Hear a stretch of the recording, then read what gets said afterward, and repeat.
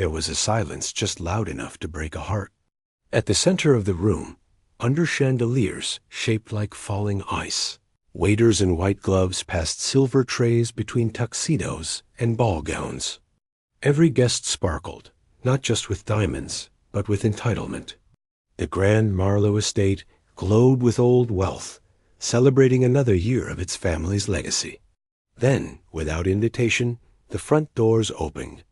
The music didn't stop, not yet, but heads turned.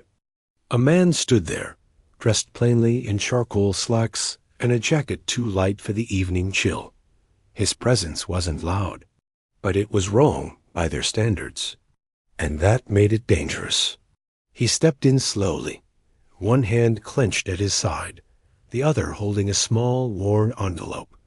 No one knew his name, not yet, but the host, Philip Marlowe, heir to the Marlowe dynasty, felt something shift in his chest the moment their eyes met.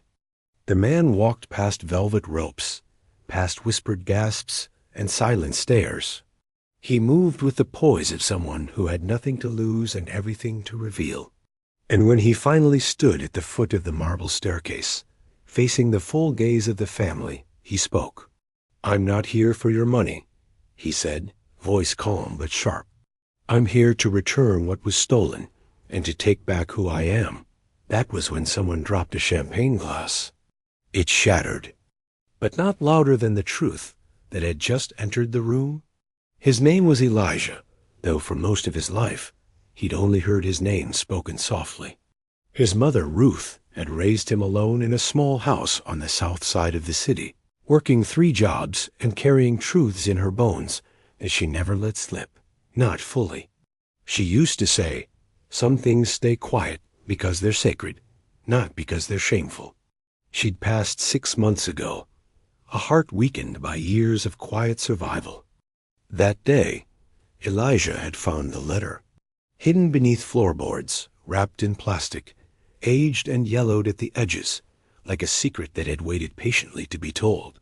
It was addressed to him, written in trembling ink.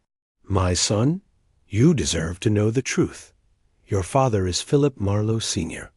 He knew. He chose silence. But you carry his eyes, and more than that, you carry your own worth. This is not a debt. It's a fact. Enclosed is proof. Do with it what your heart says is right. Elijah hadn't cried, not then. Instead, he'd followed every breadcrumb the letter offered. Newspaper clippings, a faded photograph of his mother beside a young Philip Sr., an old DNA test dated and unsigned. Enough to raise questions, but not yet undeniable. That changed when he requested the official records. The hospital archives, birth records sealed under privacy protections. And then, finally, the letter of admission from Philip Sr., himself sent to a liar who had vanished shortly after its writing. Elijah now held it all. It was not rage that brought him to the Marlowe estate that night. It was not envy.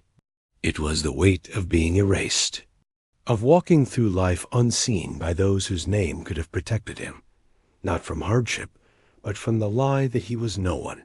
So he had come. To be seen, "You'll need to leave," a security guard said, stepping forward. But Elijah raised the envelope. "This contains a notarized letter written by Philip Marlowe Sr.," he said, calm, acknowledging paternity. "There are signed documents, photographs, and a certified DNA match filed with the state. You can try to remove me. But once this envelope is opened, the truth won't leave with me." Philip Jr. stood at the top of the staircase, face taut, jaw clenched. His wife whispered something in his ear, too quiet for Elijah to hear, but he could imagine. Get him out before the press finds out. "Let him speak," came a new voice. An older woman, Margaret Marlowe, matriarch, sharp as ever despite the white curls and pearls. Her eyes locked onto Elijah, not with kindness, but curiosity. "You say you're a Marlowe," she said, voice cold. "Then speak like one." Elijah stepped forward slowly, placing the envelope on a nearby table. Then he looked up, scanning the guests. "You don't know me," he said softly, "but I know you. I've watched your family from the outside, the same way people watch fire from behind glass. Beautiful, powerful, untouchable. And yet, a part of me has always known I didn't come from nowhere, that there was a reason I spoke the way I did, walked the way I walked, that there was something in me that didn't start with poverty, but with betrayal." He gestured toward the envelope. "This is not a threat. It's not even a request. It's a record of who I am, of who you've chosen not to see." Whispers turned into murmurs. Someone began filming. Margaret lifted the envelope and opened it with a small silver knife. One by one, she scanned the documents, the photo, the test, the signed letter, unmistakable in her late husband's handwriting. Her hand trembled. Philip Jr. stepped down the stairs, eyes burning. "This is a fabrication," he hissed. "This is nothing." Elijah didn't flinch. Instead, he pulled something else from his jacket, a copy of the will. Not the version filed in court, but the original, unamended, dated the year before Philip Sr. died, leaving a portion, not massive, but real, to my son, Elijah Ruth Marlowe, born out of wedlock, whom I regret never naming publicly. It was signed, witnessed, legal. Philip Jr. paled. Elijah's voice dropped. "You changed the file," he said. "You erased me. You took what didn't belong to you. And I'm not here to take it back in court. I'm here to take it back in truth." Margaret said nothing for a long time. Then, quietly, she sat down, not in defeat, but in recognition. Elijah stood in the center of the Marlowe legacy, not to burn it down, but to be acknowledged by it. He didn't want revenge. He wanted to breathe without shame, and in that moment, something began to shift. A name had been spoken. A silence had ended. The guests didn't clap. This wasn't a moment for applause. It was a reckoning. A name unspoken for decades had just echoed across crystal chandeliers and marble floors, louder than the string quartet that no longer played. Elijah stood there, still, not as a man making a scene, but as a man revealing the one they'd chosen to forget. Philip Jr. was frozen halfway down the stairs, fists clenched. His entire posture trembled with a mix of humiliation and disbelief, not because Elijah had shown up, but because the truth had teeth sharper than denial. "You think a signature on a dusty piece of paper makes you one of us?" He barked. "This family is built on legacy, not accidents." Elijah met his eyes with calm steel. "Legacy is not bloodless, and I'm not an accident. Your father admitted it. My mother carried the silence. You erased me because I didn't look like you. But I exist, Philip, whether you approve or not." The quiet murmur of the crowd became something else. Unease, awareness.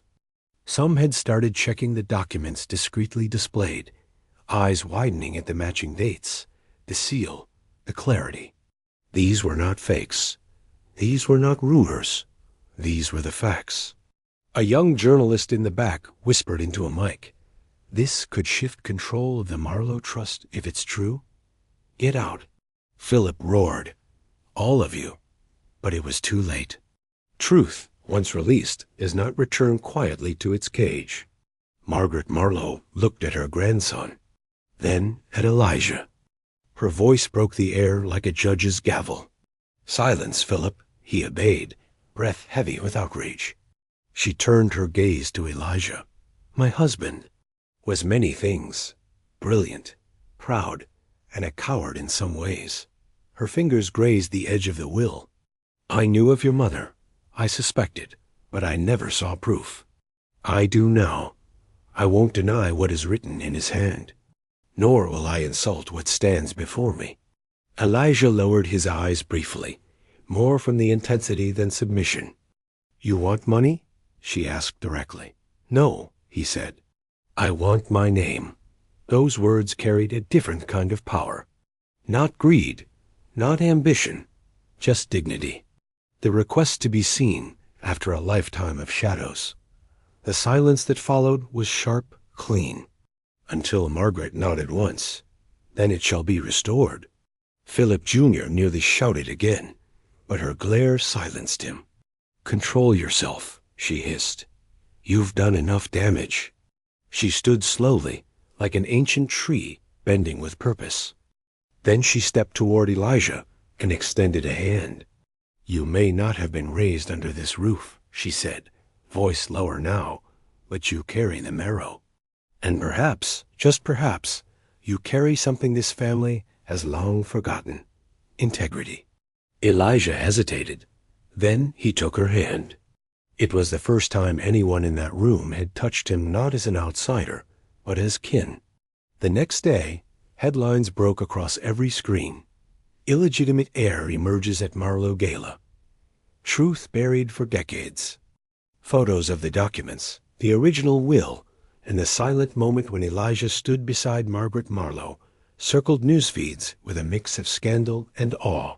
It wasn't just the story of a hidden son. It was the story of a legacy confronting its own rot. Lawyers reached out.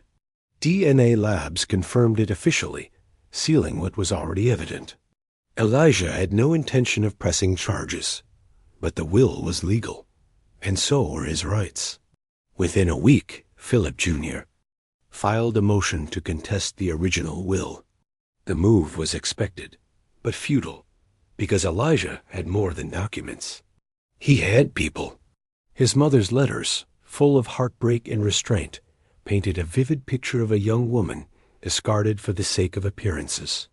Her writing, full of grace and sacrifice, had been shared publicly by Elijah as part of a statement. This is not about wealth. It is about memory.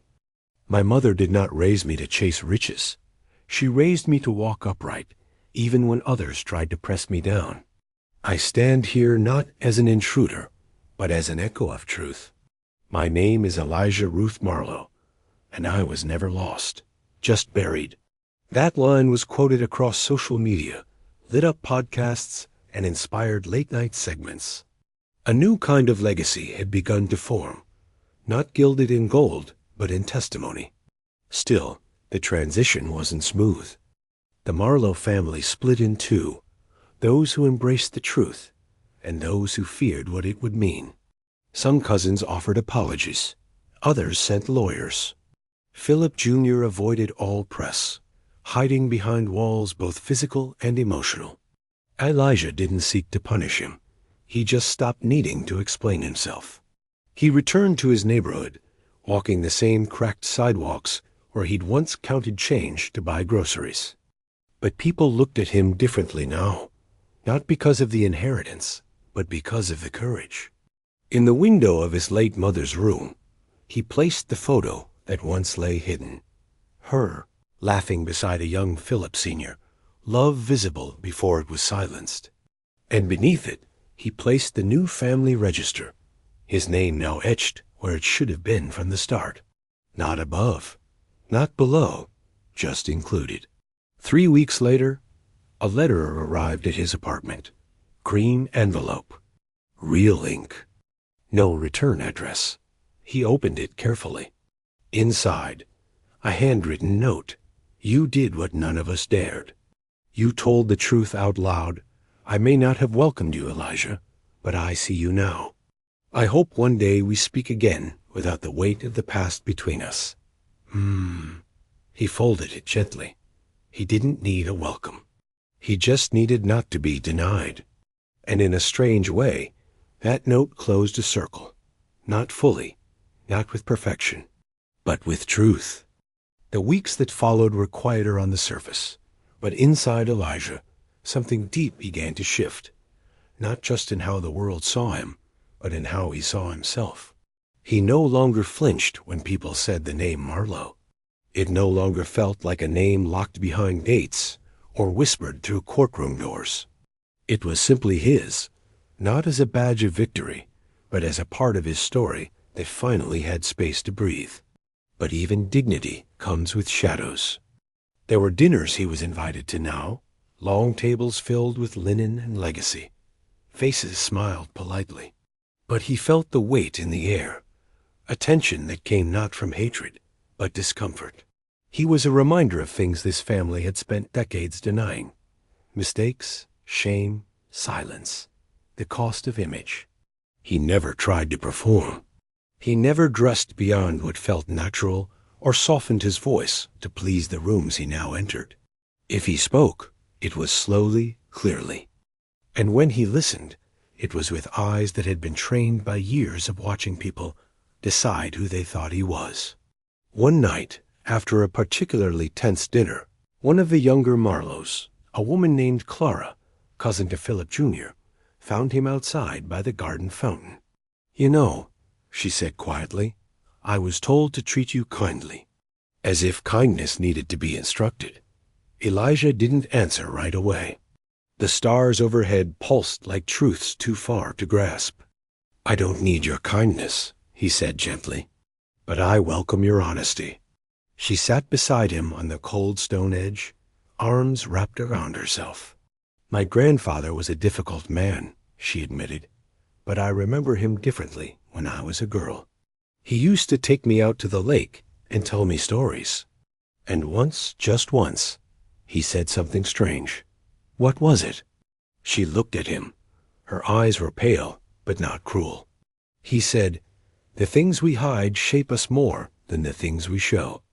I didn't understand it then, but now I wonder. Was he thinking of you? Elijah nodded slowly. Maybe. Or maybe he was thinking of what it cost him to forget me. She reached into her coat and handed him a small folded photograph. "I found this in a box no one had touched in years. It's your mother. And him, not the photo from the documents. This one's different." He unfolded it. It was grainy, but unmistakable. Ruth, pregnant, laughing. Philip Sr. beside her, looking not ashamed, but young. Vulnerable, even. He had his hand on her belly, and something unreadable in his eyes. A man on the edge of a decision he never truly made. Elijah stared at it for a long time. "I think he loved her," Clara whispered, "even if he didn't have the courage to protect her." "And I think," Elijah said quietly, "she loved him enough not to destroy him, even when he disappeared." They sat in silence, two strangers from the same tree, one root exposed, one still trying to decide what it meant to grow in a different direction. Before she left, Clara touched his shoulder lightly. "I don't know what happens next," she said, "but I'm glad you came, even if it made everything harder. Some truths are worth the disruption." It wasn't long after that night that Elijah was invited to speak, not at a Marlowe function, but at a local school. The principal had heard his story and wanted the students to see that legacy didn't have to come wrapped in arrogance. He stood before them, kids from every background, many of whom had never seen a man like Elijah hold a room with such quiet gravity. "I used to think," he told them, "that my worth had to be proven, that I had to earn my place at tables where no one saved me a seat. But I've learned something since then.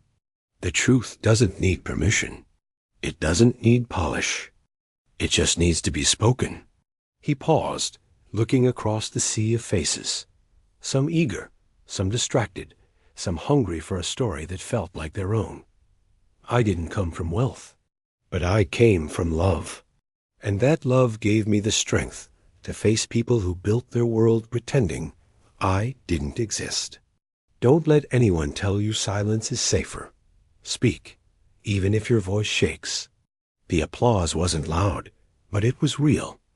A few months later, Elijah stood in front of a courthouse, not for a lawsuit, but for a decision. The Marlowe Foundation, which controlled charitable contributions from the family's vast fortune, had voted to offer him a seat on the board, not as a favor, but as recognition. There were protests internally, whispers of optics and damage control. But the public saw something else, a family beginning to reckon with its past, not through statements, but through actions. When he entered the boardroom for the first time, every eye turned toward him. He didn't flinch. He sat. He listened. And when he spoke, it was clear that he didn't want to reshape the family's image. He wanted to reshape its impact. We've spent generations giving to museums, to galas, to institutions that already have marble floors, he said in one meeting. Let's give to places where the floor is cracked, where people are building futures with hands no one else sees. Some fought him, but many began to listen, because truth, once spoken, spreads. In private moments, Elijah still returned to his mother's grave, not out of grief, but gratitude. He would sit there, folding his long legs beneath him, placing small pebbles in a line along her headstone, like she used to do when praying. He would tell her everything, the arguments, the letters, the board meetings, the children who'd written him letters saying, "You made me believe I could matter too." And always, he'd end with the same quiet phrase, "I carry your name in all the ways they never let you." One day, he placed the new photo, the one Clara had given him, beside her.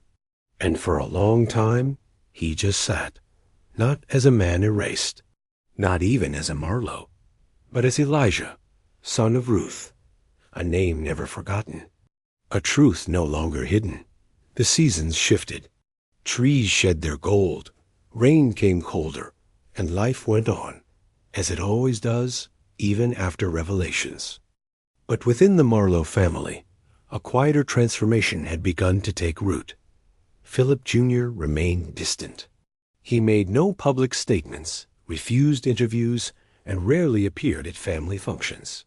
His pride had suffered not from the truth itself, but from the way it had stolen the illusion of control he'd held for so long. Elijah didn't expect a reconciliation. He didn't need one. He had learned that not all wounds need to be touched to heal. Some simply need to be left in the open, allowed to breathe without shame. Still, there were ripples, small changes that spoke louder than press releases ever could. An annual scholarship was renamed, the Ruth Marlowe Legacy Award, for students of single mothers pursuing studies in law, social work, or education. A wing of the old Marlowe Library, once reserved for curated family portraits, now housed letters, photos, and personal histories, including one display labeled The Unseen Lineage. And inside that glass case, under soft lighting and quiet reverence, sat a single letter, "My son, you deserve to know the truth." Beside it, the photograph of Ruth, not as a secret, but as a mother, not as a scandal, but as a cornerstone.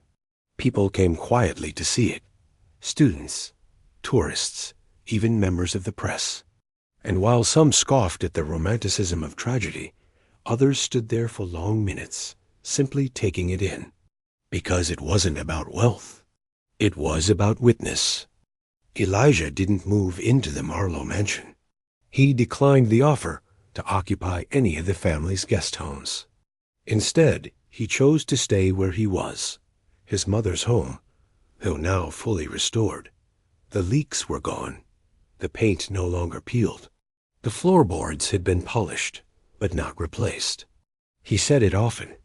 I didn't come this far to erase where I started. It became a sort of local legend, the man with a fortune who still swept his own porch, who hosted free community writing classes in his backyard, who answered emails personally and refused to hire a publicist. Not out of defiance, out of memory. Because memory was what built him, not privilege. And yet, slowly, Elijah did begin to expand. Not in excess, but in presence. He launched a foundation in his mother's name, not just for scholarships, but for storytelling. It was called the Quiet Lineage Project, and its mission was simple: to collect and preserve stories of people whose family truths had been buried, hidden, denied. Stories from foster homes, from silenced mothers, from displaced children, from erased lovers. People wrote in from all over the country. Some sent shoeboxes of photographs. Others, cassette tapes, handwritten journals, unsent letters. Elijah read them all. Each one was a reminder. There are more like me. People who carry histories no one thought would ever surface. And each one made the soil beneath his life feel a little more solid. One afternoon, nearly a year after the night of the gala, a small knock echoed on his front door. He opened it to find a boy, maybe 13, maybe 14, with a nervous expression and a manila envelope in hand. "You're Elijah, right?" the boy asked, shifting from foot to foot. "I am," Elijah replied softly. "And you are?" "Malik. My mom told me to bring this to you." He held out the envelope like it was made of glass. Elijah took it, stepping aside. "You want to come in?" Malik hesitated, then nodded. They sat at a kitchen table, same wood his mother had once wiped down with vinegar and quiet prayers. The envelope contained letters from Malik's grandfather, a man who'd passed decades ago, leaving behind a confession that no one in the family had read until recently. It told of a daughter born during the Vietnam War, of a family in Louisiana that never knew it had roots up north, of secrets held to protect everyone, and in doing so, hurting everyone more deeply. "Your story," Malik said, eyes wide. "My mom cried when she saw it on TV. She said, 'That man's truth made room for ours.'" Elijah felt something inside him swell, not pride exactly. Something more sacred, responsibility. "You know," he said, "when I was your age, I didn't think stories like mine would ever matter." Malik looked up. "They do now." They sat for an hour, talking about music, about food, about history. Before leaving, Malik turned and asked, "Do you think truth ever stops hurting?" Elijah didn't rush the answer. "I think truth changes the kind of pain we carry. At first, it stings. Then it stretches us. Then, one day, it becomes a kind of strength. Like a scar that doesn't ache anymore. Just reminds you survived." The boy nodded and left. That night, Elijah sat by the window, rain pattering against the glass. He looked out at the street, same one he'd walked alone so many times, wondering if he mattered to anyone beyond his mother. Now, he knew the answer, not because the world had changed, but because he had changed how the world saw him, by refusing to shrink for its comfort. He walked to his bookshelf and opened a small leather journal. Inside were pages and pages of names. Every person who'd written to the foundation, every story that had touched him. At the end of the book, he added a final name, Elijah Ruth Marlowe. Not for vanity, but for wholeness. He smiled as he closed it, because the name was no longer a question. It was a declaration. Months passed, and the world moved on, as it always does. New scandals replaced old ones. New faces graced magazine covers. The name Marlowe returned to its usual place in society columns and donor lists. But now, always with an asterisk, a whisper of something deeper, something truer. The forgotten son, the rightful heir, the quiet legacy that became impossible to ignore. But Elijah no longer needed the world to remember him. He had already remembered himself. One morning in early spring, he stood before a gathering of students, writers, and elders at a small community festival his foundation helped organize. The stage was simple. No velvet curtains, no spotlights. Just a microphone and a folding chair beneath a tree blooming with white flowers. He waited a moment before speaking, letting the breeze carry the quiet. "My mother used to say," he began, "some names are spoken like praise, others like warning. But the name you carry in silence, that's the one that will shape your soul." He paused. The crowd leaned in. "I lived a long time carrying someone else's silence. I was told, through absence and denial, that I wasn't enough. Not rich enough, not polished enough, not blood enough. But truth doesn't need permission to exist. It just waits for someone to say it out loud." He looked around, letting his voice settle over the listeners like morning fog. "We all carry names we didn't choose. Some we inherit, some are given out of pain. Others are taken from us before we ever learn how to wear them. But the real work, the real healing, is learning which ones we want to keep and which ones we must reclaim.